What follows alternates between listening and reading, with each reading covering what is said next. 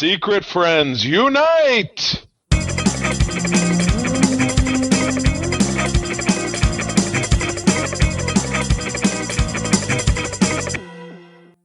Welcome to the Secret Friends Unite podcast, episode 400 and Ocho. This is your guide to the geek side. I am one of your hosts, Todd Oxtra. In the dog days of summer, we're getting there. We're almost ready for football season, and it's the summer that wouldn't end. It's toasty here in West Michigan. Charlie Carden here, everybody. 91 and humid. Love it. Yeah, I got out. I was pressing the flesh with one of our patrons this morning. I was out playing pickleball with my awesome Uncle Tim. He drove up, and he whooped me 4 matches to 1 because I can't compete with 70-year-olds. What can I say? I'm going to Detroit. Yeah, I'm going to Detroit this week. I'll probably pay a bit with my dad. He'll kick my ass. And I you know what? It's all right. As long as they don't keel over. That's all I care about. As long as you don't break a hip, Charlie. If you break the hip before they do, that's a bad showing. Big problem in pickleball. But yeah, no, speaking of, look at this. I tripped into my next segue.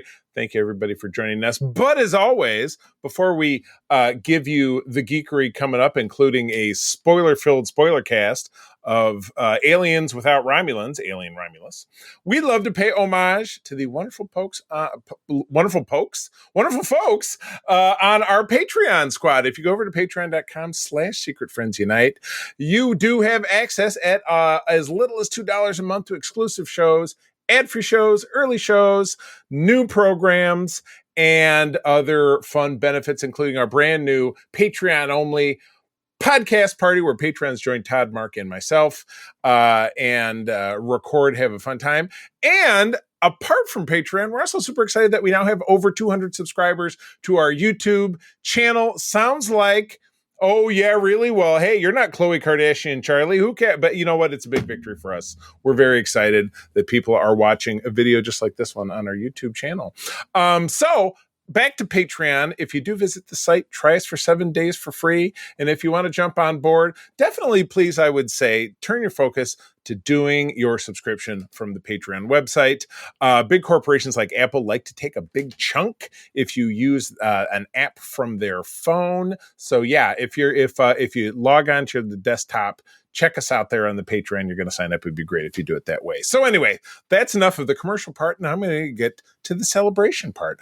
On our besties level, we have Chris 1H1D, my buddy Derek Trevelyan, aka the Figure Dude, Francie, who, Todd, as I was telling you in our last recording segment, that is my wife's hairdresser right here in Grand Rapids, Michigan. Awesome lady. Loves the Patreon that April and I do about bad movies. So, Francie, that makes you the official hairdresser of Secret Friends. Yep. If you live here in West Michigan and you need somebody who specializes in doing curls, because my wife has very curly hair, you want to check Francie out, hit us up. We'll connect you.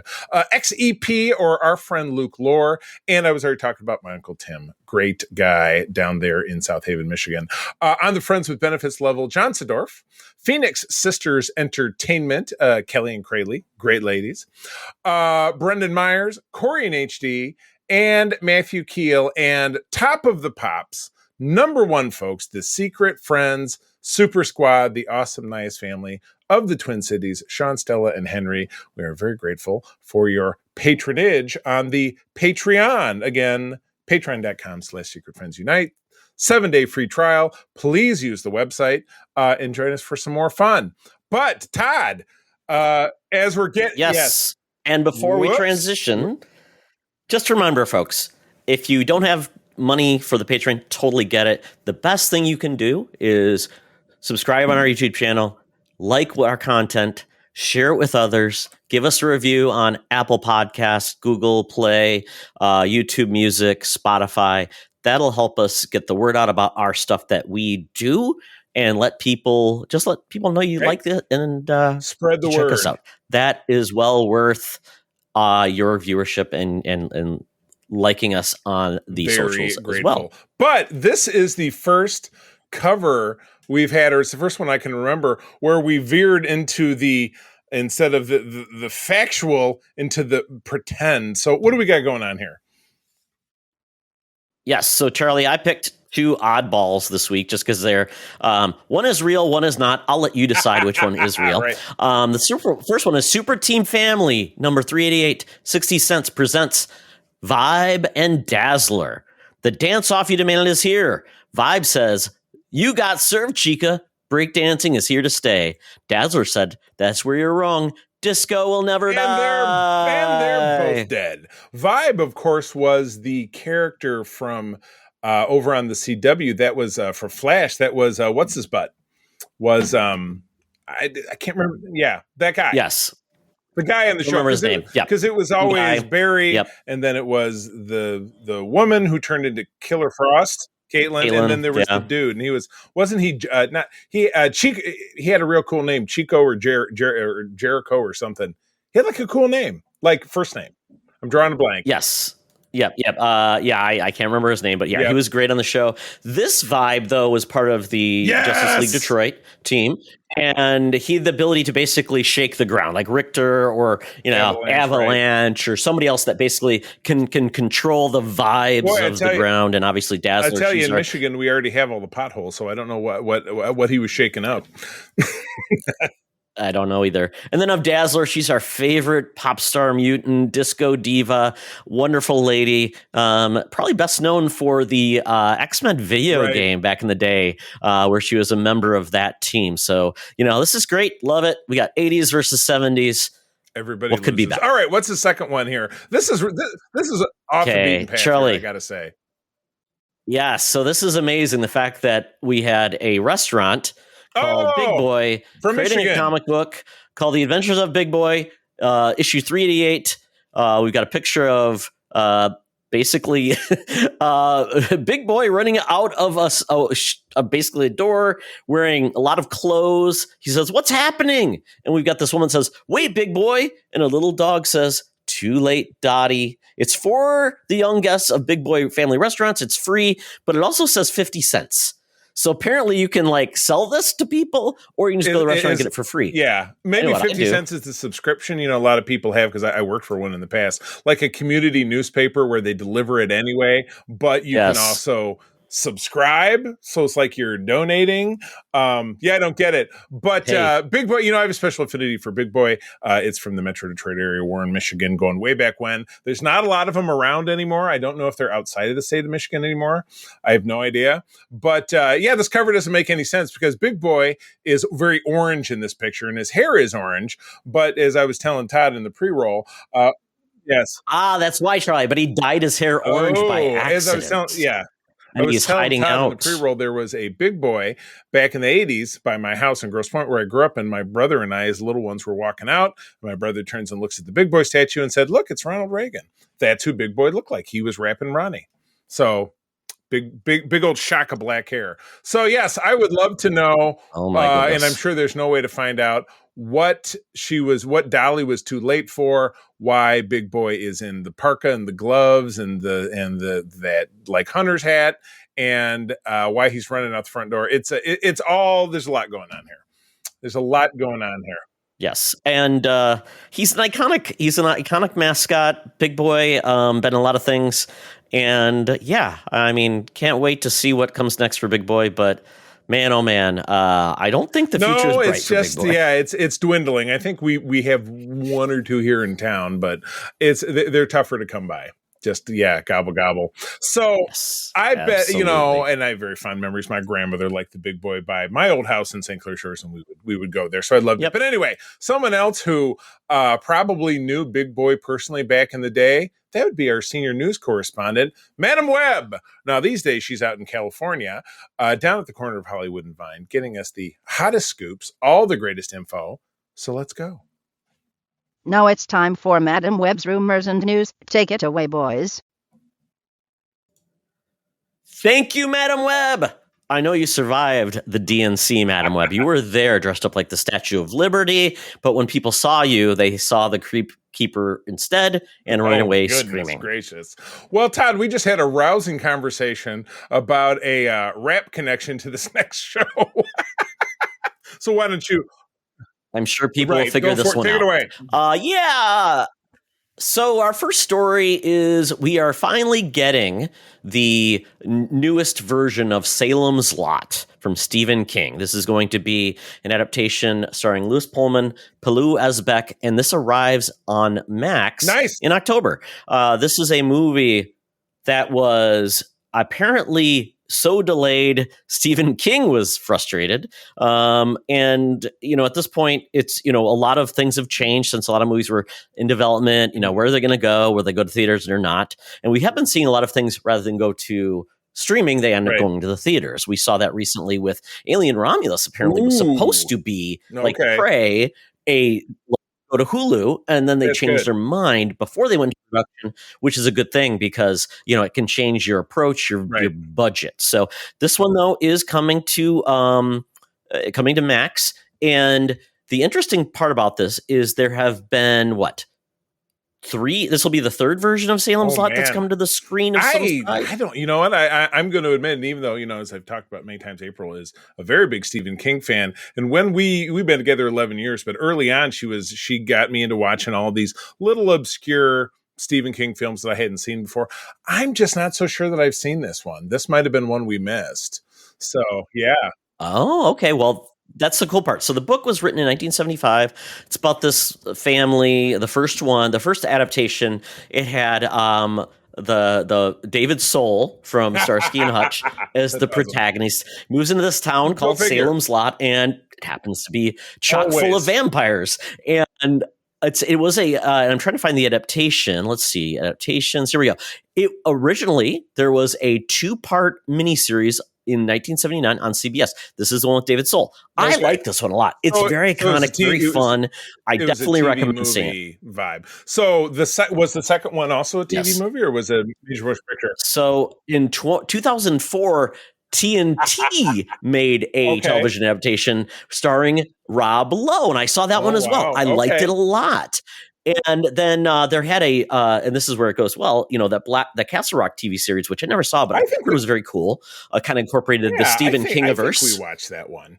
Yeah, that sounds familiar. Yeah, we definitely did. So that actually had an episode. It's the 8th episode, centered around the town, and they had to stop in Jerusalem's Lot. It's actually the city's name is Jerusalem's Lot, but that falls off and it's just Salem's Lot there. And then the theatrical adaptation of this movie was announced in 2019. So this is finally happening. So this is the third, if I want to say it, full version of this adaptation. Ending up on back to TV. So, yeah, it tried to pop its head up, but the universe, as it were, said nope, TV. But looks like the star is Louis Pullman. Isn't he Bob from Top Gun Maverick, and now he's Bob the Sentry in Thunderbolts? Isn't that the guy? I could be him. I'd have to look it up. Louis Pullman, he is an actor. Let me see what his credits are. I'm looking it up right now. He was in he was in Top Gun Maverick playing Bob. And he's you're right. Cast as the Sentry, who is named Bob. Bob Sentry, in Thunderbolts, which we'll have next year. So man, I hope the name of him in this show, regardless of whatever originally intended, he's Bob again. Bob Lot. Bob Lot. Blah, blah, like Bob, blah, blah.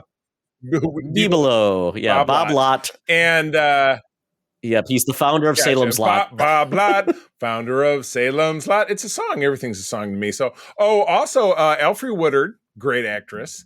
And some other names I'm not terribly familiar with. Yeah, as you said, the previous adaptation, 79, was by Toby Hooper, who gave us a Texas Chainsaw Massacre and Poltergeist. Very, very talented guy.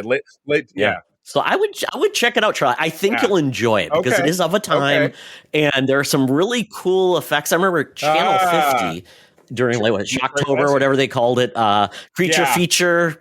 Yeah, Counts. Yeah, Counts. Yeah, they showed it there. No, he wasn't on TV 50. Yeah. Oh yeah. No, I had either 45 or 78 because I grew up in Detroit, as you know, so I was subject to all that fun stuff. So, well, good deal. Max in October. I'm looking forward to it. Yeah, maybe we'll put that. We could even, Todd. We could even talk about that in Shocktober, since I could hold. We'll I see. might hold it back just for Shocktober. So. that may have All to be right. one of your picks. I will. If you want it to I be. will step forward here. So, okay. Well, let's jump in and talk about some controversial news relating to the world of Star Wars. Now, The Alkalite is the live action program that we had at the beginning of the summer. Very highly anticipated. People were really looking forward to a step outside of your traditional Star Wars continuity of the Skywalker saga or the Clone Wars era, which I know Todd is not a fan of. And this was going to be made by auteur filmmaker Leslie Headland, who gave us Russian Doll, which I've not seen, but is very highly acclaimed as I understand it. So there were a lot of, and the trailer gave us like, oh my God, there's, Trinity from The Matrix is a character in this, and they got a Wookiee Jedi, and they got this thing and that thing. And it was just, there was a lot of anticipation. And when the show came out, didn't really live up to the expectations of people digging into it. Much like anything with Star Wars, the vitriol came up really quick because it was a very different kind of story. It included a lot of very different kind of elements. You were getting protagonists that were not the white male, that the very hardcore, maybe not so great segment of the Star Wars fan base is obsessed with. The show went on for 8 episodes. It started with low viewership. The viewership continued to sink to the point that when it ended, it had the lowest viewership of any Star Wars or MCU Disney Plus original product. So, not dreadfully surprising, earlier last week, it was announced that it would not be moving forward with the second season. And certainly there have been things blowing up in both directions. Todd, you came on and talked on Holocron, and of course we'll be digging into this on Holocron this week, Mark and myself, and potentially our friend Joe Colton, who was on with us in our last episode. Now, Todd, I'm trying to remember, you did come on and talk the first episode with us, did you not?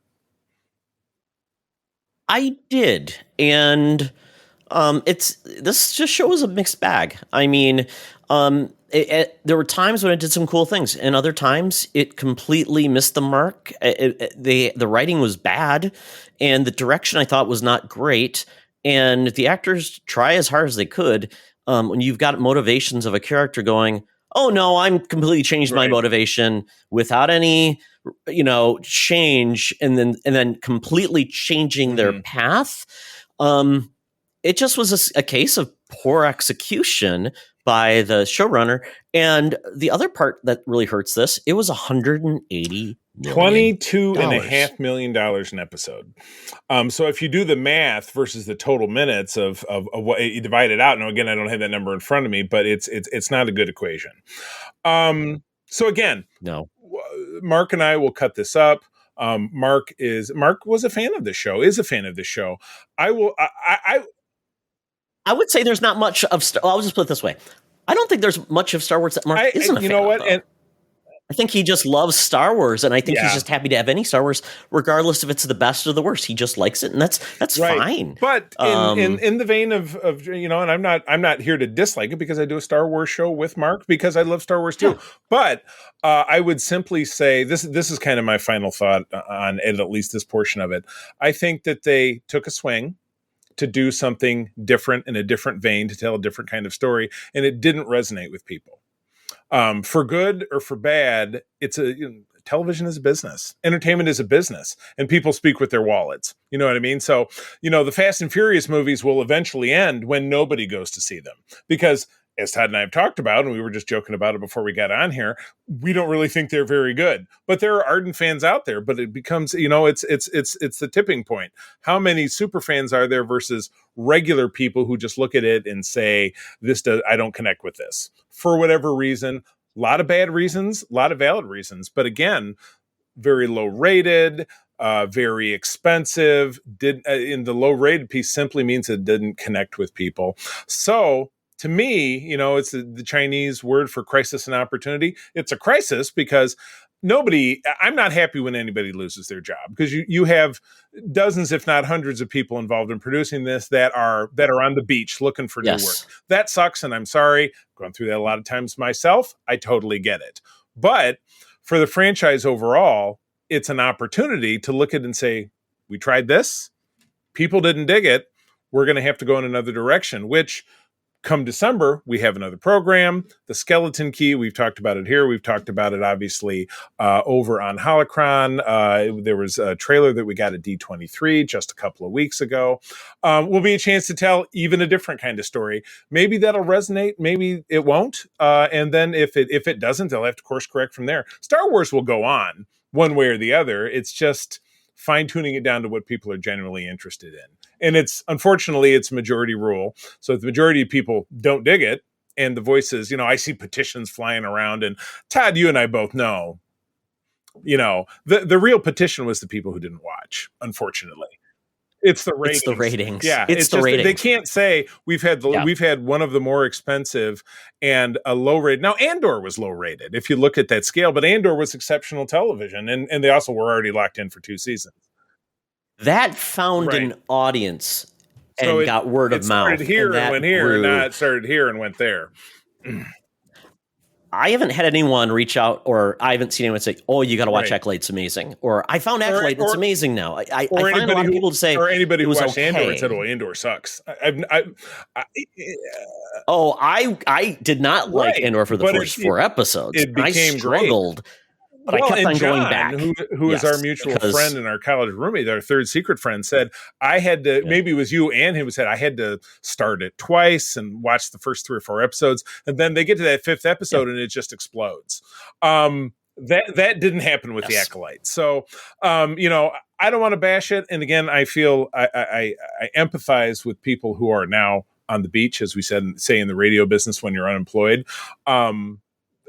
Things will go on. And hopefully there will be lessons to be learned from this, that Star Wars, will try something different. It's a shame that this story won't be resolved. But again, with Star Wars multimedia, there are comics, there are books, there are all kinds of stuff. I hate to say it. I know exactly where this damn show is going because it's always going back to the same thing.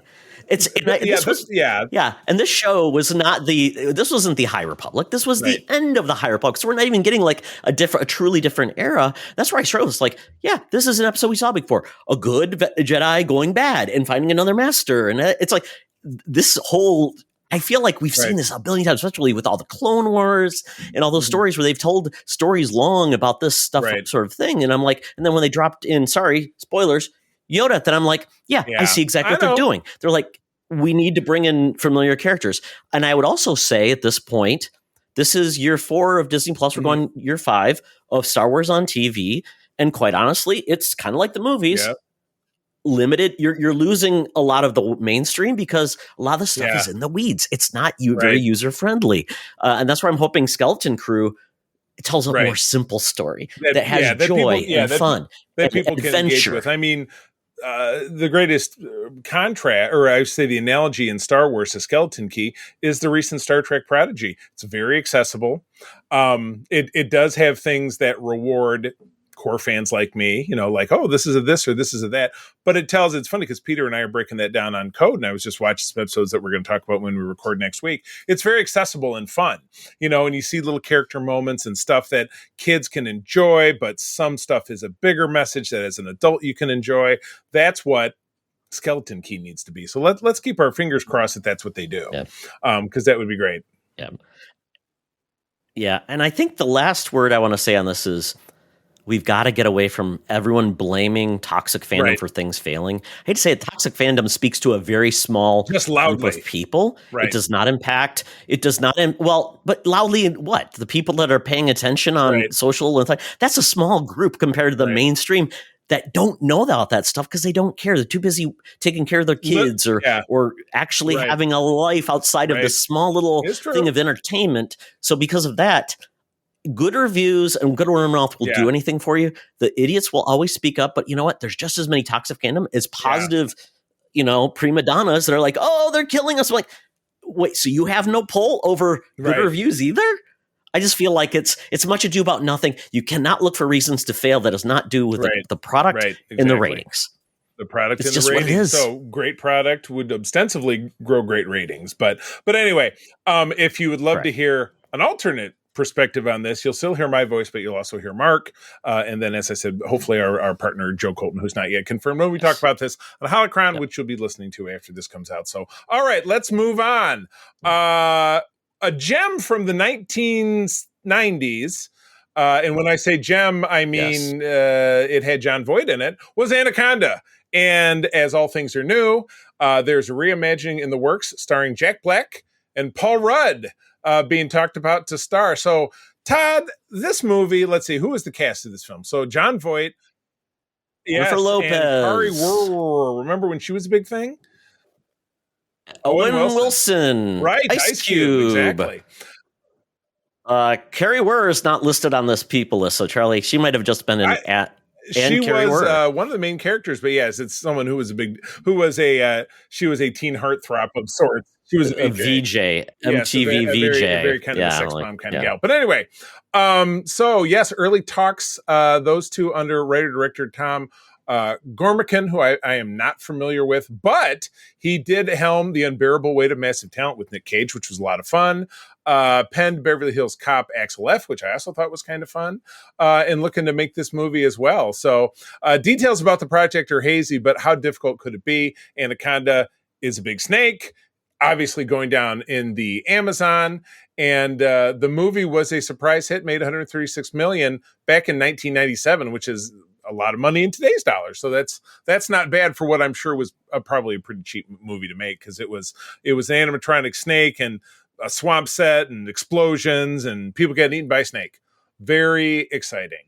I bet this will be a giggle and major motion picture, but yeah, very early development means it's 2-3 years away, but sounds exciting. And but yeah, with Paul Rudd and with Jack Black, it'll clearly be much more slapstick because that's what they do. I'm getting Tropic Thunder vibes when I see the cast, what they're doing, and it might be this is kind of like the untold tale of the cast that tried to make Tropic Thunder or Anaconda first, and they died. Kind of like a Congo, like found footage. We find them. I don't know. There's a lot of ways they could go with this. Would be just amazing and funny and weird, and Paul Rudd's a good guy, but Jack Black, he always helps movies typically. Brings a little bit more joy. Best part of I think the best part of Borderlands is Claptrap. Okay, I'll allow it. Come on, Charlie. Allow it. He was fun. Yeah. He was fun. Come on.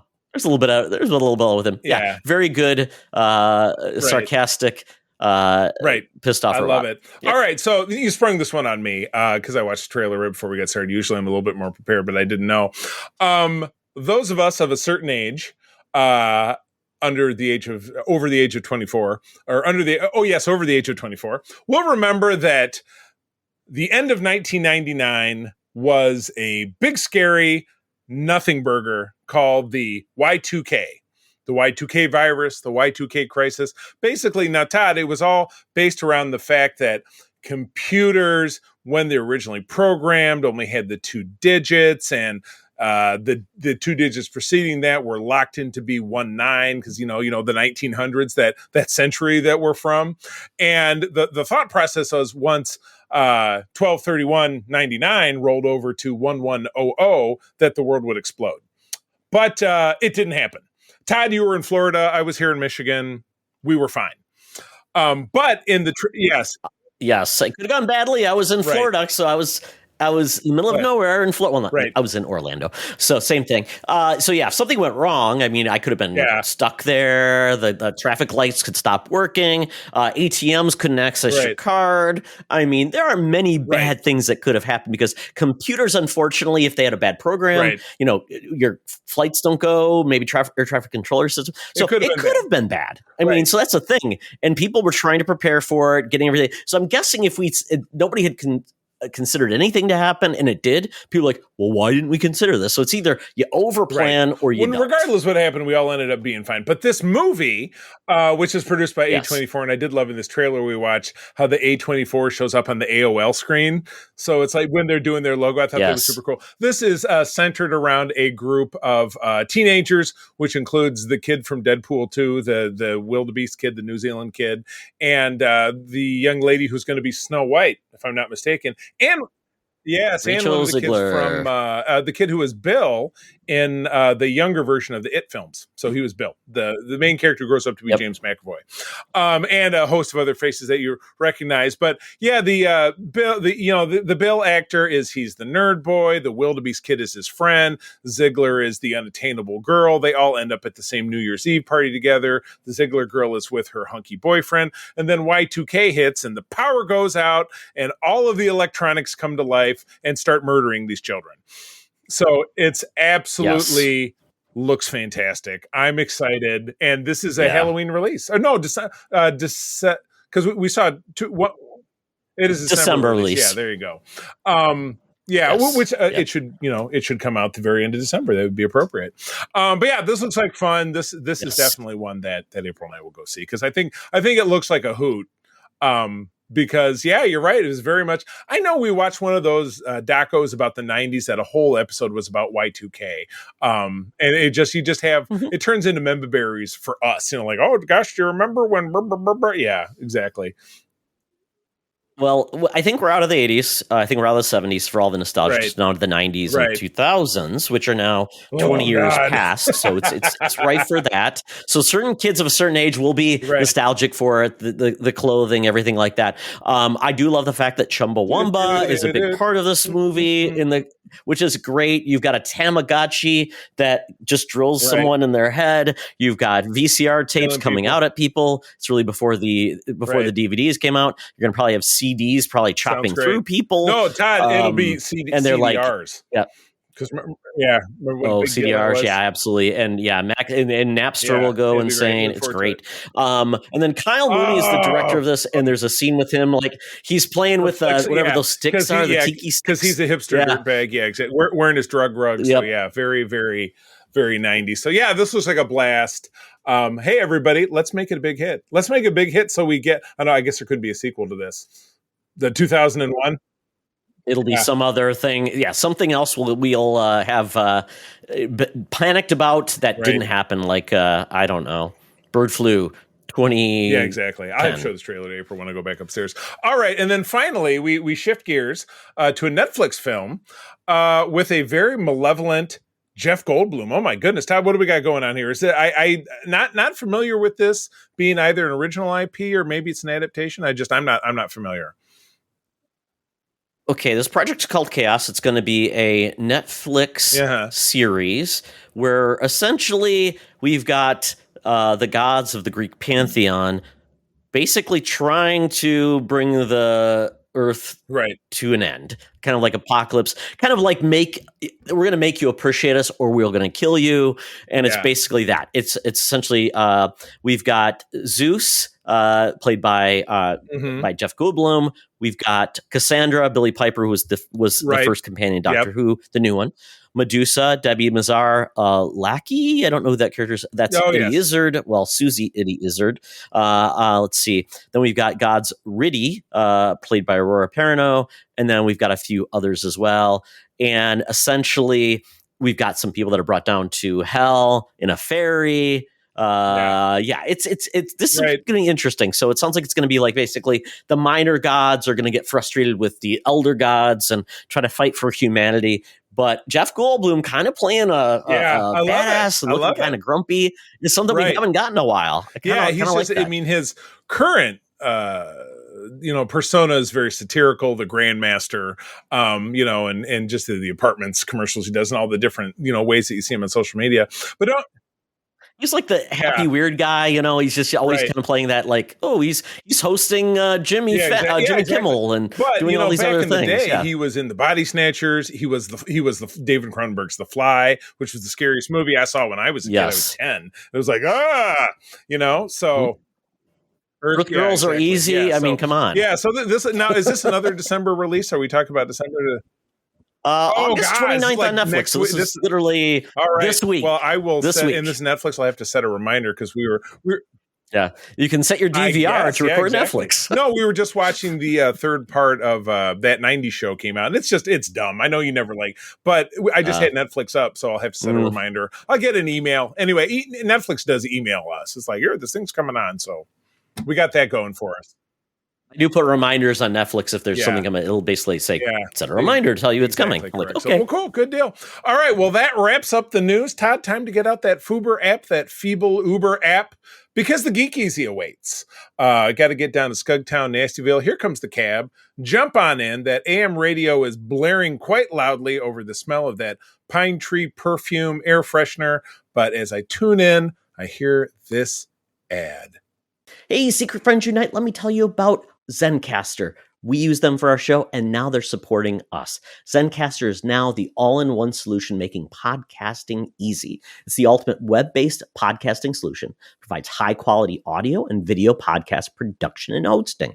With a full suite of professional tools, podcasters can seamlessly record, produce, and publish studio-quality content, all from one dashboard. Being a creator has never been easier. And we chose Zencastr because of the ease of use, high quality output, and it makes it super easy for our guests to come on. We had multiple solutions we tried before, and Zencastr has just been the best fit for us. Why Zencastr? It's now super easy to record a podcast with Zencastr. Log in using your browser and start recording a high-quality podcast right away. Record studio-quality sounds and up to 4K video with your guests. Feel a sense of zen knowing Zencastr's multi-layered backups ensure you always have your recordings in the highest quality, even if the connection is unstable. Have you ever worried what you sound like? Zencastr's post-production process makes you sound buttery smooth. It automatically removes those ums and ahs in your recording. It removes those awkward pauses in conversation too. Set the right podcast loudness and levels while reducing background noise with the click of a button. So if you're interested in making an easy, high-quality podcast just with the click of a browser button, go to zencastr.com/pricing and use my code SFU1. You'll get 30% off your first month of any Zencastr paid plan. I want you to have the same easy experiences I do for all my podcasting and content needs. It's time to share your story. Now back to the show. Talk nerdy to me. Talk nerdy to me. We're sitting in the Geek Easy, cover band's playing, drinks are poured, and we are ready to get our nerd on. We took a break because my feet were cold to go get shoes. And Todd's like, let's just go get some beer. So we both did it. So I am drinking. Let's do that, from Dark Horse in Marshall, Michigan. This is actually, by way of Roke Brewing, Royal Oak, Michigan. This is a peanut butter stout. Oh.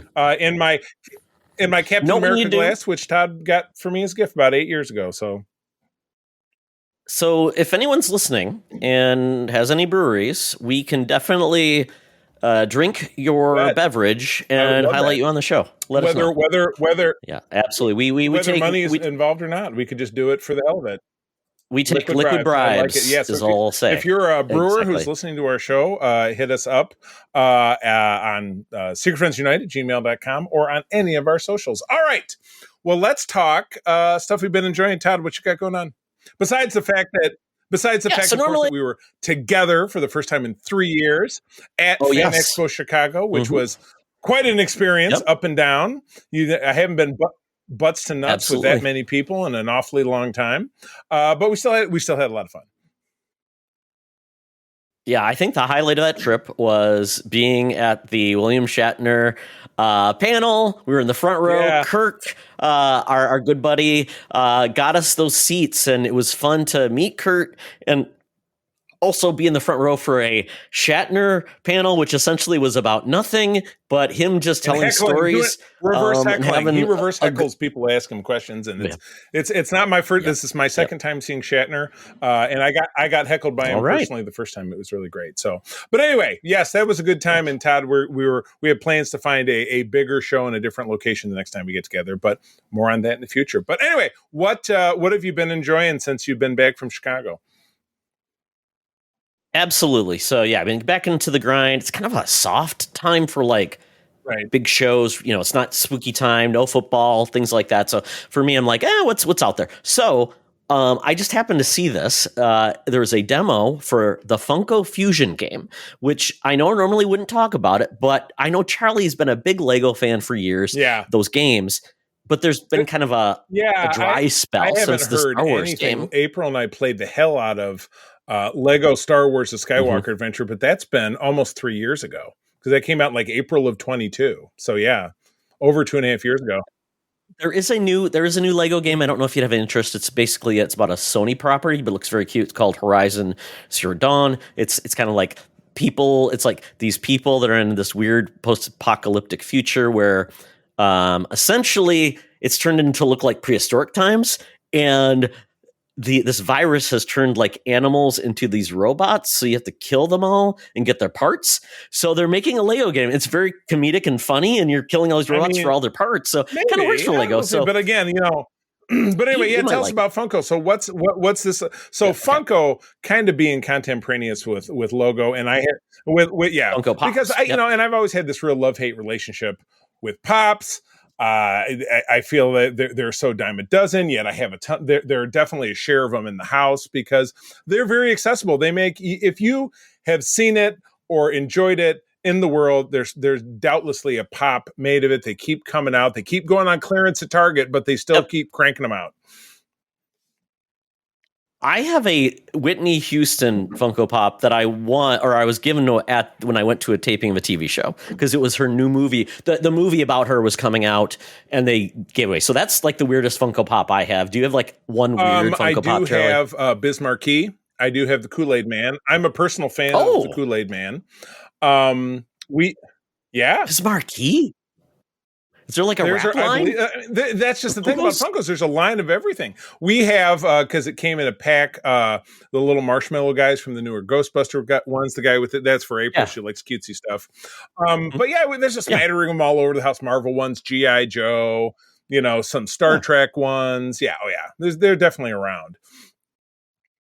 They're the perfect geek gift for anybody because every franchise is there. Pretty much. They're accessible and they're cheap, and they'll never stop making them. So anyway, what happens in this game? So this game is really cool because it is kind of touching that Lego fun, goofy mashup of worlds, kind of like Lego Dimensions, but it is using all of these different franchises. The mechanics are very much like a Lego game. You have shooting, you have melee attacks, you have special abilities, you can get health packs, you can get different weapons stuff. It's kind of cool. And then you can swap out of different characters from different properties, which is very fun. So the demo came out, and essentially it starts you off with in the world of The Thing. You think of like John Carpenter's The Thing. Perfect for kids, I guess. Exactly. It's got the music. You're in the Frozen era, and you can play in four of the different main protagonists from The Thing. I gotta be Kurt Russell, or Keith David. Kurt Russell. You've got Keith David. You've got the one old guy, and then the young black guy who can't remember his name. Yeah. No, not Keith David. There's the young black guy who's been like a comedic guy. I can't remember his name. Movie in a long time. Yep. Okay, so. But it's got the music, and then you've got that, and you've got different worlds you land in, missions. You collect little orbs to give you things to buy, things like money, and you hit them. Stuff, kind of like, it's kind of like that. And then but you can use that to purchase like health potions and different things, and you've got objectives that you have to do. So you start off there, but it's very fun. I think it looks really cool. The Funko Pops look amazing in this. It's really fun. Everyone has a little bit different abilities, different weapons. Like one guy's got a shotgun, one's got a revolver, one's got a flamethrower, one has got a. What other properties are they working into it, or don't you know? You'll love this. This is where it gets exciting. There are a million properties and things. So I'm going to go through them very quickly, Charlie. Back to the Future, Battlestar Galactica, Child's Play,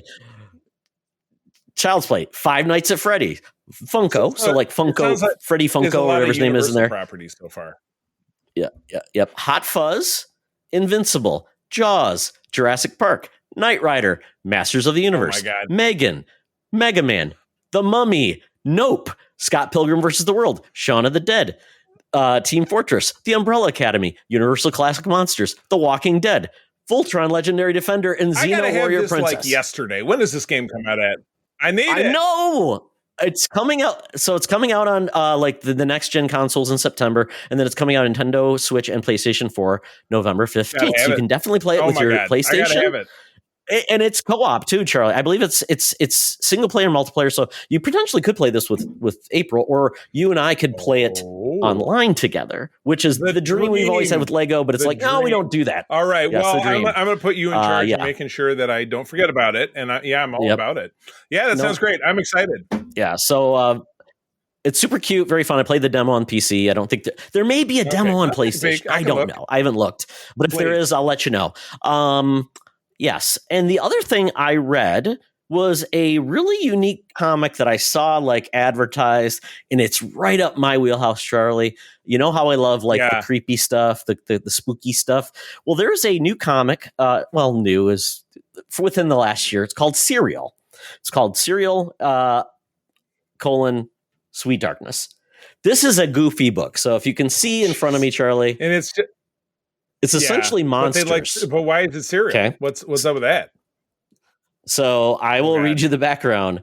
It's What We Do in the Shadows meets Monster Squad. Kick 'em in the nards. It's the Marquis de Coco recently transformed into a vampire, emerges from his castle's crypt to face a deadly ordeal. He must brave the agony of sunrise and host another of his sumptuous breakfast parties he is known for, lest the townsfolk suspect what he's become and drive a stake through his heart. Other abominations, a creature composed of cadaver parts, a specter, a lycanthrope, a leprechaun, arise to face dangers of their own in this epic comedy of terror and tragedy. This is a tongue-in-cheek book. It is funny. Serial's involved, and it's just a delight. Lots of like different art styles. It's goofy, it's funny, and it's by Mark Russell, and Peter Snyberg did some of the art from The Boys. So I mean it's fun. It's I think it's 5 chapters, and the art style's pretty good, but it's just goofy. It's like Count de Coco, and they talk about the cereal, and they have other characters like something about like Boo Berry, and then they have a Captain Crunch. Right up your alleyway. Yeah, that's awesome. Fruit Brute, the Leprechaun guy. I mean, it's a hoot. I loved it. It's fun. It is $18, and it is produced by Ahoy Comics, which I've never heard of before. Yeah, but why not? But if you're looking for something a little bit different, that out there it's on fun. Kindle as well? Is it produced digitally? Okay. I'm assuming yes. I bought the physical copy because I'm like, I got to check this out. Good deal. All right. Well, we went to the cinema, and it's funny. We're right at the end of our summer movie season. We've got a couple of things to come into place, and then you and I will be able to schedule our summer movie wrap up with John when it's all said and done, like probably middle of September. But we went to go see. It was funny. I was tracking down the movies. This was the last one on the list of movies coming out. It's called Blink Twice, written, but at least directed by Zoe Kravitz. Interestingly enough, this may be her directorial debut. But we're getting a Deadliest Game, the Deadliest Catch is Man. You have a woman who, it was something that you mentioned that you were watching earlier, the star, she was the star of young black woman. She was the star. She was one of the characters in, it was something that you talked about that you watched. I'm drawing a blank, but regardless, the star, she was Janna in the last Star Wars movie, one of the ex-stormtroopers that they find on that planet that joins the cause, and she and Finn become great buddies. She's I had to look it up afterwards. And then what's her nuts, whose name I'm forgetting from Arrested Development, Ashley Bagwater. What the hell is her name? Oh, the kid, the daughter, exactly. The daughter, right? Yeah. I was wondering where she was from. Like, it's kind of the cousin loving, but basically the setup to this, I'm not going to spoil a lot because the twist of it. It's the first movie that I've ever gone to see that had a trigger warning and a little card outside the door, and then it had a trigger warning as a title card before the film started. I won't tell you what the trigger warning is. It does have to do with violence and terror and sexual violence. So I will tell you that. Isn't that implied, like in horror films? That's what I found. Films? But remember, you've got a young director who's a woman, and she decided to kind of take it to a different place, I guess. But anyway, you've got what you would imagine is a kind of a typical story. You've got a rich jackass who's played by Channing Tatum. He's got a bunch of rich jackass friends, which happen to include actor Simon Rex, Christian Slater. Wait. Did you say Simon Rex? He from the Scary Movies? Wasn't that his name? Simon Rex?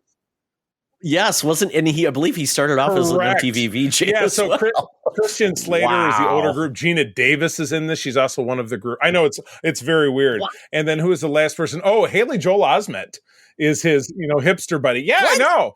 So they're a bunch of rich dicks, and our main character and the young lady from Arrested Development, they're servers at a restaurant. They're serving this fancy party. Our protagonist strikes up a conversation with Channing Tatum's character, who we know he is a billionaire who had a big scandal, and then he disappeared for a while. He bought an island. That doesn't sound suspicious. Came back, made this big public apology. Now he's back on the scene again. So at any rate, at this party, he says to two girls, "Why don't you come back to the island with us?" So they end up on this private plane. One of the other girls was Bix in Andor, whose name I can never remember. Very attractive young lady. And then two other girls that you've never heard of. And they go out to this island, and it's nothing but drinking champagne and smoking weed. And our main character starts to notice as time goes by, strange little things, dirt under her fingernails. My feet are always filthy. And you're seeing these exchanges of the girls running, and you don't know what they're running from. And that's the psychological terror that you see throughout this film. So it had a weird ending too. I think April liked it more than I did, because I thought, well, there's, the dialogue seems very pablum, but the concept of it is very scary. So should I just make a guess, Charlie? I'm going to ask you, and I'm going to do a Tata show projection. Is it the fact that these people are sworn to secrecy? They are the prey, and if they survive, they can't tell anyone? Or is it maybe they're drugged and they don't remember, but they've survived the night? There's elements of the second thing that you said, but I won't say much more. But the first thing you said, no, that's not correct. Yeah. Okay. And I will tell you, I'm looking at the cast list right now. The woman I think you were mentioning was Naomi Ackie. Yep. She was in Rise of Skywalker. The woman that is from Dress Development is Alia Shawkat.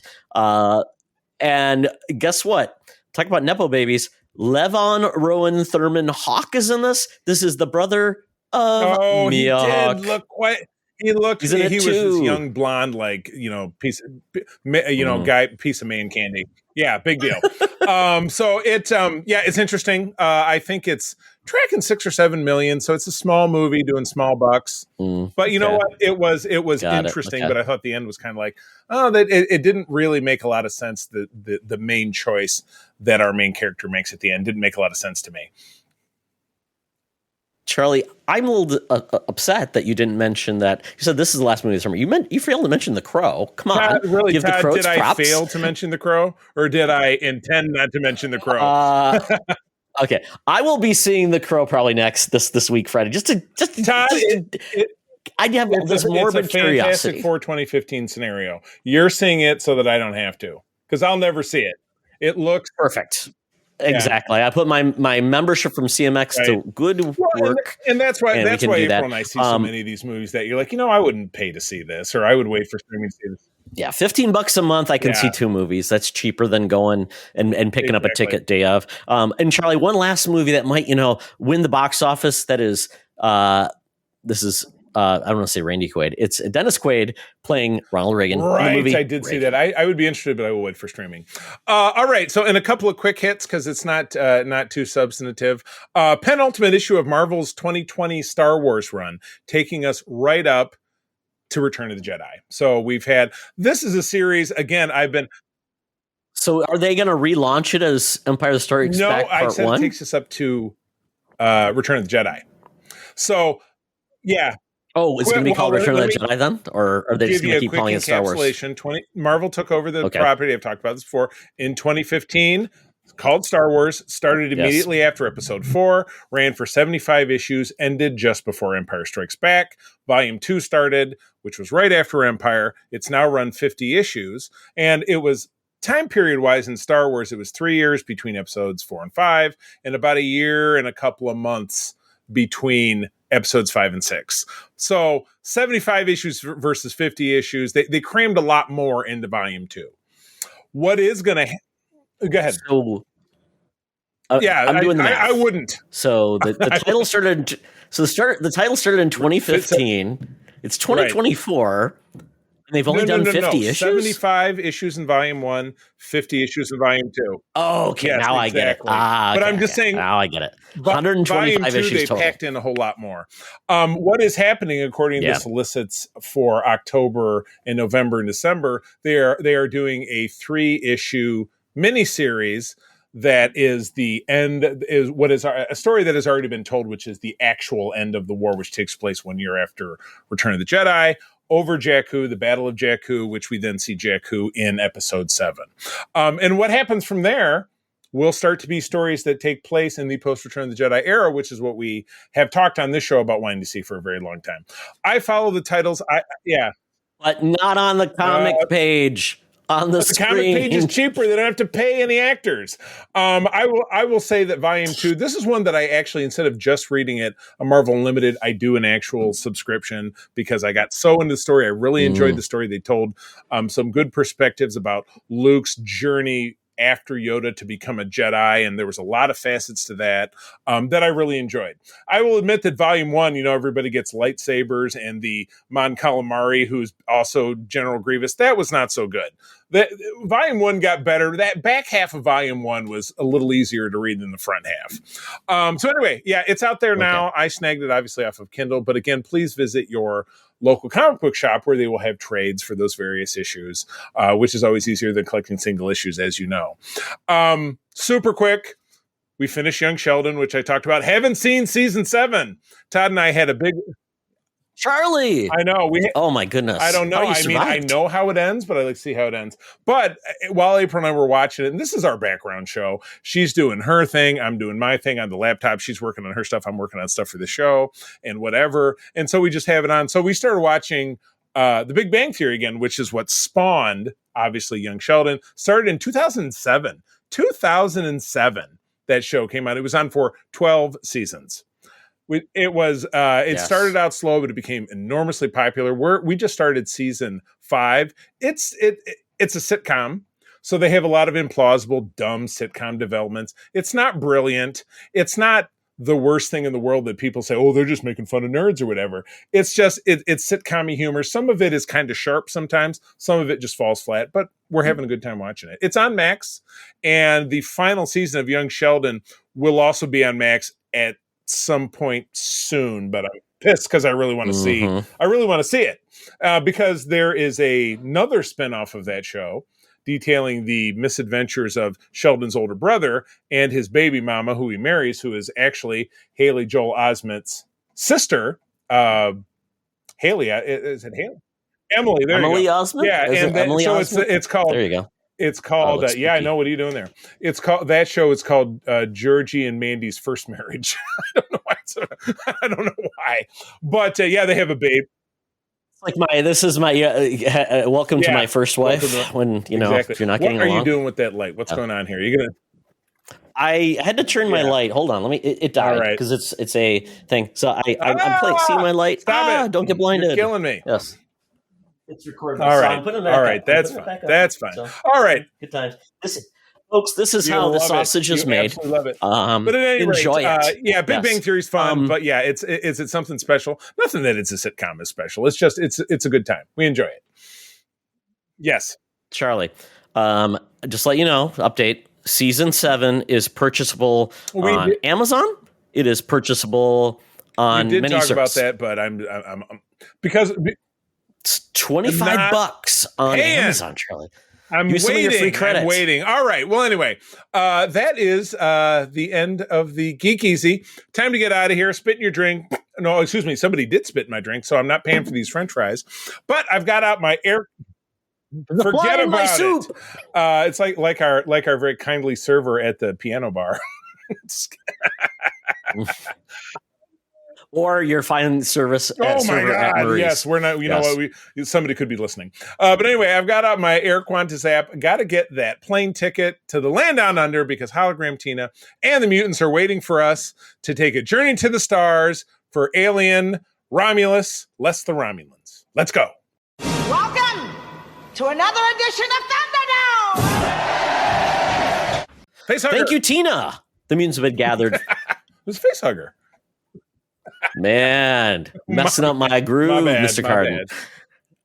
Once again, thank you, Tina. The mutants have been gathered for a topic or a game to be entertained. And this week we are talking about Alien Romulus and a little history about the Alien movies before we get all in this. But Alien Romulus is August 16th, 2024. It debuted. Fede Alvarez is the director. $80 million budget.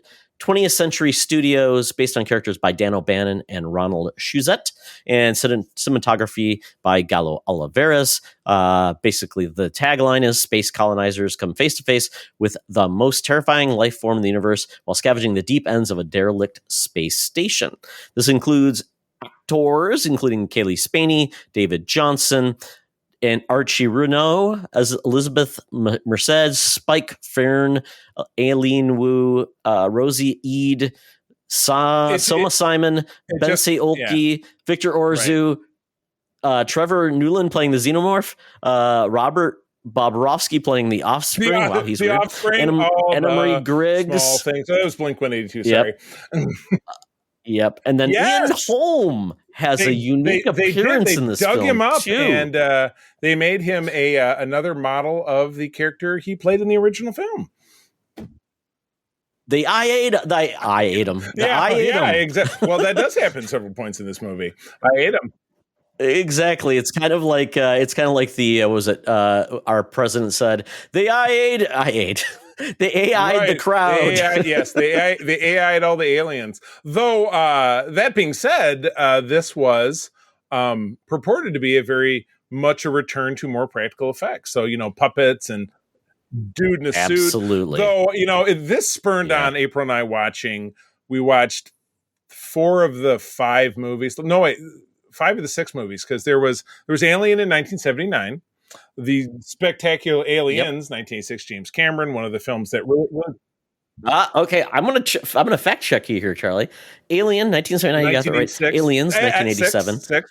You had Alien 87. I'm looking at let the me finish here. Alien Resurrection, 1997. Total piece of garbage. It was.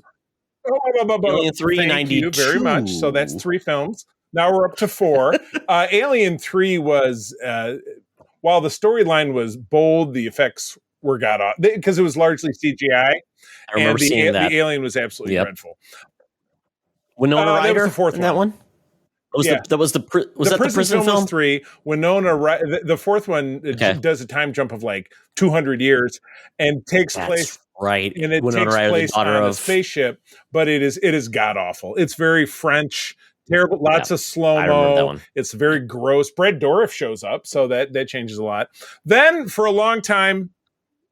So does Rock from the Fox show. Rock shows up in that film, too. The 4th one, it was a 3. Yeah, they're all falling apart in my brain. We took a big jump, and then we went to Prometheus, which we didn't watch it again. That was 2012.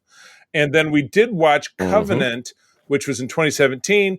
April and I saw that in the theater, but as we're watching it at home, she was like, I don't remember any of this. I said, I swear to God, we saw this in the theater. I remember seeing it in the theater. Never saw it. And it was good. That one had Billy Crudup. It had my beloved Danny McBride was in it. It had Catherine Waterston from those terrible Harry Potter movies. And the connective tissue between Prometheus and Covenant was Michael Fassbender was an android. And he was two models of the same android in those films. Got it. And then, Charlie, what you forgot to mention was the most exciting of all these films were Alien vs. Predator in 2004, Alien vs. Predator, Requiem 2000. I enjoyed the first one, and the second one was unwatchable because it was like low-budget Canadian horror. It was bad. It was really bad, the second one. And it even had Rico Aylesworth from 24, who's like, hey, that's a face I know. But it was bad. It was real bad. Yep. We are getting an Alien television series called Alien Earth in 2025. And there was a web series called Alien Isolation, which is based on the video game that came out in 2019. Yeah. So I didn't know they did a thing that's with the exact reason you didn't know anything about it, because it's very inside baseball to have a web series based on a video game. You're not going to get a lot of people that know anything about it. And the video game is acclaimed. There's been Aliens vs. Predator, the video game. There's been tons lots of media, lots of great comics. The the Weekly Planet guys talked a lot about some of the great comics, and so but like I think you're a great example. The ones that have been produced in the 2000s, you don't really you haven't seen one. You saw one, you didn't see the other one, and No. the ones from again from 70s and the 80s and then the 90s. You remember Aliens. I mean, even though Alien itself was very bold, very audacious, it was a suspense thriller horror film. There was one alien, they couldn't kill it. You barely ever saw it. But when you did, it was terrifying, even though the puppet effects, it didn't really knock your socks off. Where, Aliens is a rip-roaring action film with Marines and big scary guns, and there's a zillion of the aliens. And you have, some of the most iconic female action star stuff that happens with Sigourney Weaver, and rescuing Ripley, this orphan child, Newt. The third film, super depressing. The use CGI that was just absolutely beyond the pale awful. Ripley, baby. Yeah. When you get into the fourth one, it takes everything bad about the third one and amplifies it by about 5,000. It's so 90s that Joss Whedon should have been in there, or Buffy the Vampire Slayer. It was terrible. It was, yeah. Very French. It was probably the guy who made the Fifth Element was probably involved. Or they were cousins. My guess. Yeah, or they were cousins. I don't know. Yeah. But anyway, all right. So getting into this film, let's talk about something good.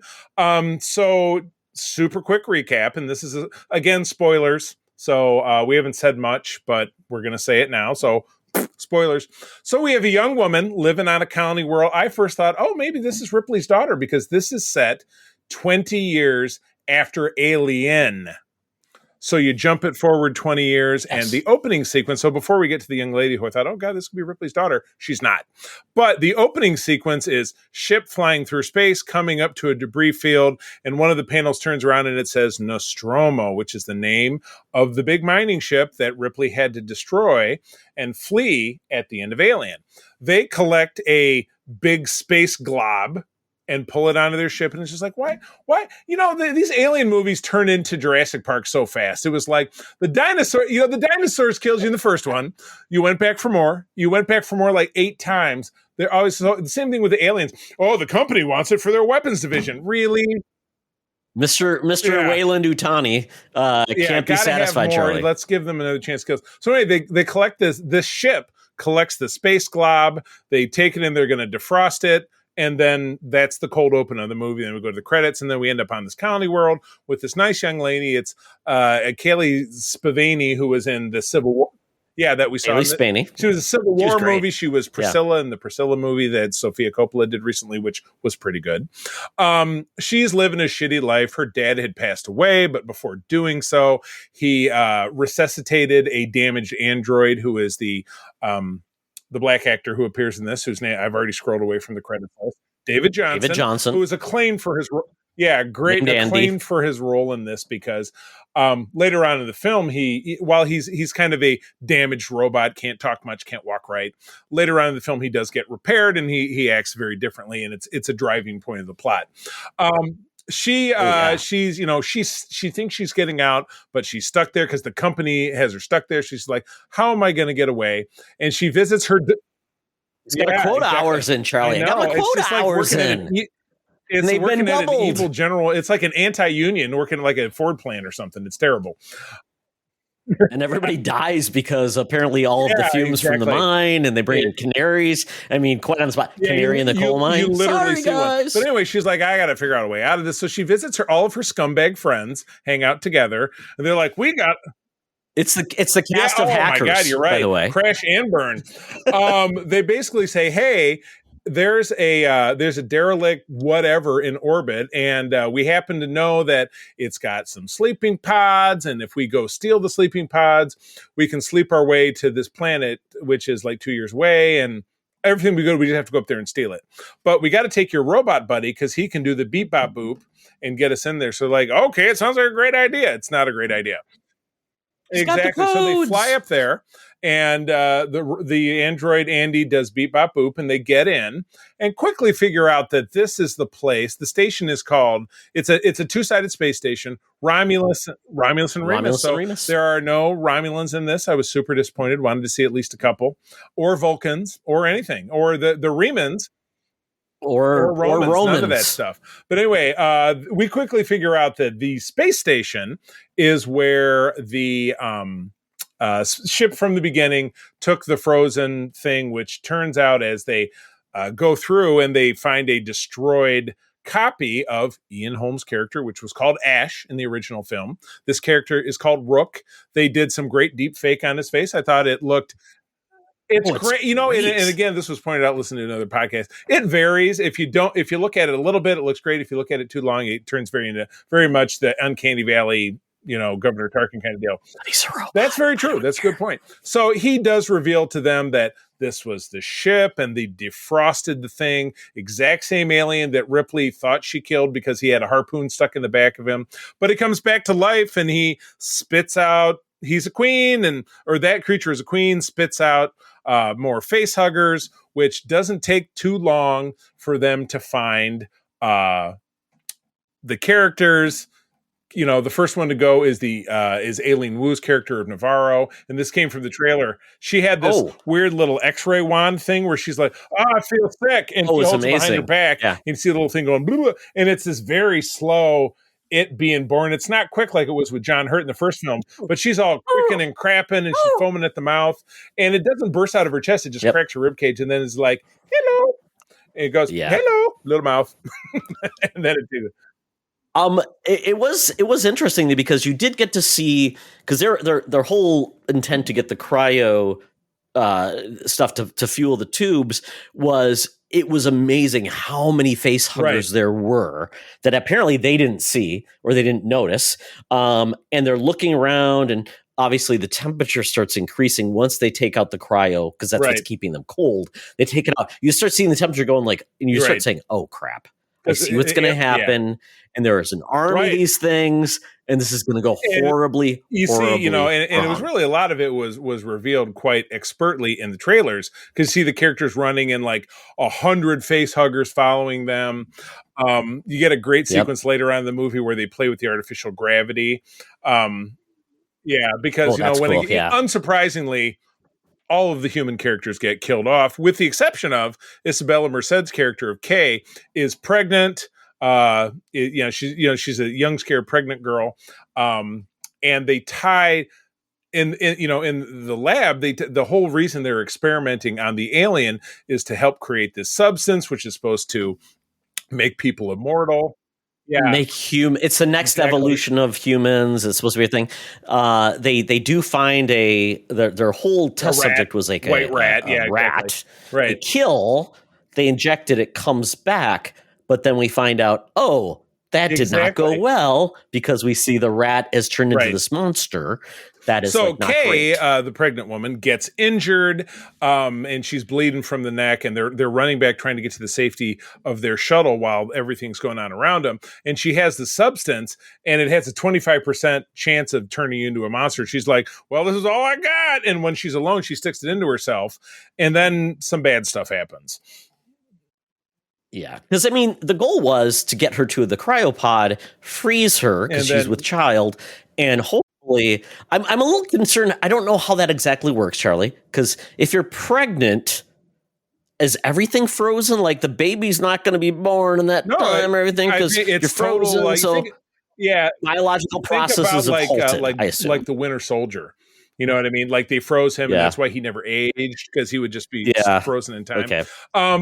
But it doesn't work out, because she injects herself, and then she gives birth to this like little weird pod, and that's when Rain, who's Kaylee Spaney's character, comes back, and she takes this, like, basically it looks like a walnut, and when it cracks open, it's got acid in it, and it has a rapidly evolving nightmare baby, a 9-foot tall alien baby thing with a weird, like, almost like female reproductive organ right at the bottom. I noticed it was nightmare fuel.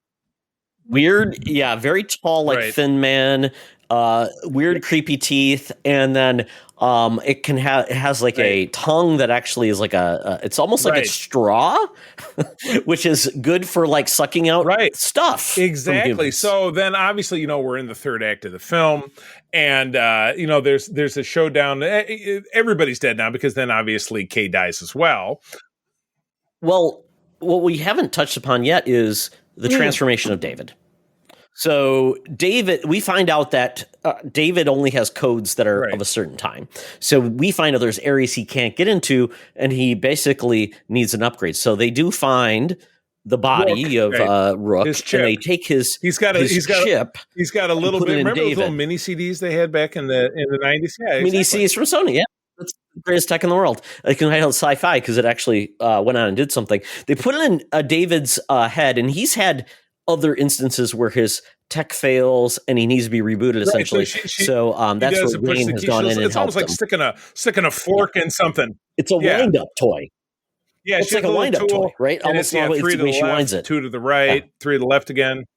Yeah. It winds him up, gets him back in. So this upgrades him essentially to a modern cybernetic. Essentially, it overwrites his directive, which was just to protect Rain at any cost, to essentially basically serve Wayland Yutani and make sure the mission goes forward. Into a corpo-bot. Yeah. He becomes Mr. Business. President Business? President's business. He's all business. He's business. He's fast. Is this working? Yes. Yay! Yep. Yeah, so he's very fast. He can be critical in thinking. He's all about decisions. Hey, if more humans will live than die, even though a couple die, I'm going to make that decision because I will protect and make the right decision. You can't. Yeah. So it's the ultimate AI scare. But ultimately, he does. He comes back to the place where he's helping. He's helping Kaylee out. So yes, we're into the third act now, if I might, and it's Kaylee versus the giant man baby thingy. She's alone on the ship, but she realizes if she lures him into the cargo container, she can flush it because the alien Romulus space station was in orbit of this planet, which was a ringed planet like Saturn, and it descended. Yeah, it continued to decay in its orbit that it just destroyed itself into the rings. And of course, the rings are just made out of rocks anyway, frozen ice. And so. Yeah, it's like a record. Right, it's like a record. So that was the record needle scratch, exactly. But the same thing is happening.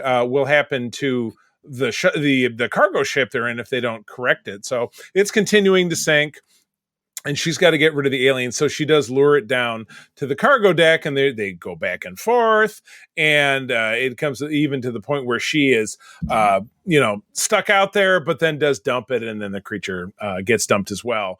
Or so you would think, because that's what you thought happened with the first alien back in the first Aliens, but it didn't end up being that way. So, yeah. One note: David is basically killed. I mean, that's the first tragedy when he discovers the weird baby. It gets killed, so she can't help him, and everything goes awry. We know how this is going, but essentially, we then get Rain's the only one living, who is then going to basically she leaves a log, much like to anyone. Much we'll like find her much in like the future, like Ripley's log at the end of Alien and at Aliens. Yeah. So and then she, because the cargo pod is saved, she puts herself in it and then sets the cargo ship on the destination for wherever it is that they were going originally. And she's I think the planet from Zack Snyder's Rebel Moon, or maybe Pandora to get some unobtainium. Yeah, maybe there's wheat fields involved. Is all I know. There's nothing that says prosperity but wheat fields. And that's the end. So, so Todd, you've seen 1 through 4. You have not seen Prometheus, and you didn't see. Okay. No, I saw Prometheus. Okay. I didn't see Covenant because I'm like Prometheus was such a weird bag. It was really strange, and I just had to watch the recap. Yeah, because Prometheus was in the ancient times. There was these big, tall creatures, and they were the first form of life on Earth, and blah blah blah. So it was really they really stretched it out. So so this is a return to the pure roots, but the big, tall man baby alien creature came from. It came more from Prometheus, and then also Covenant, because the two because alien movies in the modern era are all named after a ship they take place on.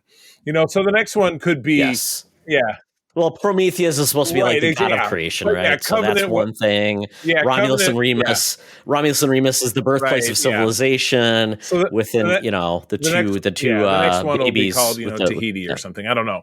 But at any rate, so they did take classic elements of the first few films. They tied it directly back to the original film. Yes. They took elements from Prometheus and Covenant and they mashed them together, also paying homage to the weird Ripley baby that came in the fourth one in Resurrection. So this movie does manage to, and they paid homage back to the Colonial Marines, which was a big part of Aliens in 1986. Yep. So this does successfully, in my opinion, touch everything that came before it and combine it in a way that I think works. I don't know. I mean, what do you think? Do you think they pull it off? I think they pulled it off very well, considering all of the history and all the things, what's canon, what's not, and trying to be respectful, but obviously bringing it back to a place of horror, and also, and bringing in new characters that nobody knew they didn't have a relationship with. Bringing Rook from the past was really cool. Using some of the new ideas, which was like, hey, play with the gravity, so you can use the acid and play around with that. The cool machine guns that's auto-targeted, and a lot of physical effects that worked. Yeah, I mean, I thought it was, and a lot of it though was really the beginning when they're in outer space, launching onto the station. The sound and the soundtrack was amazing. I loved it. Made me feel like, wow, this feels like something. Kind of like the old times with like Star Trek, when they would do like their outside things. They'd be very cinematic score and make you feel like the awe of outer space. And when they're leaving, even gravity, the environment of the mining planet, going above that was treacherous. And then they go above, and you see the beautiful sun. Finally, they said, "I've never seen the sun before." So, I really dug it. And I just like the weird ragtag group of characters. I just thought that was a big win. Yes, they really swung hard for that weird alien baby at the end, which was fine. Yeah, that was we a needed reach that again. Like I said, they touched, because again, 4 original films, 2 newer films, so 6 films. There was a piece of it in everything, and it's like a place where that was tried recently, and I feel like didn't succeed, was like the last season of Star Trek Discovery. They tried to plug in something from all of the other 9 series that came before it, and a lot of it seemed like a reach. This was not a reach. It seemed very effortless that they plugged it in. I was impressed. I think they did well. I think the success on an $80 million budget, they're not blowing the world away, because your worldwide gross is 120 maybe. Oh no, it's 225 right now. Yeah, because we have 72 domestic, so the rest of it, so well over 150-ish. I'm not doing great at math. So they're coming close. They're above break even at this point, because you take the budget and you double it for marketing. How much would they have made on Hulu though? Like I said, I have never really been able to quantify how that works. I know it's minutes and it's signups and whatever, and but I mean, at least it's very Dick and Jane math when something is released in the theater. We made it this. Well, it's a second stream of revenue. You'll get people that didn't go to the theater to see this, which is great for bringing in, hey, we have something new. If you're subscribed, stay subscribed. Oh, I need to get to Hulu because it's coming. So you get that piece, but you also get this money that can go to like, it can be released on 4K, it can be released on all these things, VOD. So it's probably, they're going to probably make about $300 million from this film, which would have made none of that revenue and still have the same effect of getting subscribers. So I think this was a win. Yeah, without a doubt. Because they didn't go nuts spending money on all the CGI, this and that. They used it where they needed to, and I think they pulled it out. So I would, Todd, if you were to rate this 1 out of 10, face huggers, where are you landing? I'm giving it an 8.5. I mean, I had moments of like, ooh, oh my goodness. I had moments of like, oh, that doesn't make any sense, but I like where it's going. It's fun. I'm along for the ride. So I really like this 8.5 out of 10 weird alien babies. Gotcha. Why not? I will. I'll land on an even number, even though the face huggers have a lot of extra fingers. I'll go. It's an 8 for me. I don't know what I found. Some of it like, you're really set like the very convenient this or that or whatever, or the guy who's so dumb that he sticks his cattle prod into the. It's just some of the characters were too dumb. Yeah. That doofus. He's your bow honk that just had to die. So some of it was too much like, oh, they had to die, and all right, fine. But yeah, definitely an 8. Maybe I'd even give it a 9. I really thought it was great. Wouldn't shave too much off for. And again, it's a return to form that, with the original quadrilogy, the original 4 films, which were just a sliding scale. It was a sliding scale, and then it jumped off a cliff for the last one. This was, and Prometheus and Covenant were okay, but it was a little too derivative. They worked maybe a little too hard at the world building for it to be great and exciting. And then this was just a great return to form. So 9 out of 10. I'll upgrade it. That works for me. Ooh, all right. Talk about Return to Glory. I think Fede Alvarez was a good pick for the director. I haven't watched the Evil Dead films with his new take because I'm like, it's going to be a lot of like grossness that I just don't want.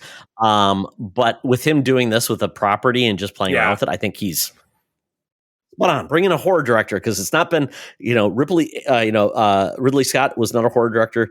James Cameron obviously wasn't. So bringing someone that basically said, well, let's play around with it. Right. With a young cast, you don't have people like getting distracted. Like, oh, will David Schwimmer make it? I don't know because he's not. Oh in this film. Lisa Kudrow is blowing up all the aliens. Oh my goodness, crazy! I know. Good deal. Well, it's still in the theaters. Go see it. Go support it. But wait till after Labor Day because I don't want it to blow my numbers. Yeah, it's the last big film of the summer, so very good. Overall, I say this has been a very fun summer and a lot of good treats. So thank you, aliens. We hope you don't face hug us or melt us with your acid. All right, well, that is the show. I think we should be coming back next week to talk about kind of a fun documentary, or in the future. We'll see what turns up. But Todd, where do people find you out there? They can follow me at Teoxtra at Seek Friends Unite on Threads. Also, check out our Discord and check out our YouTube page and our Patreon as well. Secret Friends, or patreon.com/Secret Friends Unite.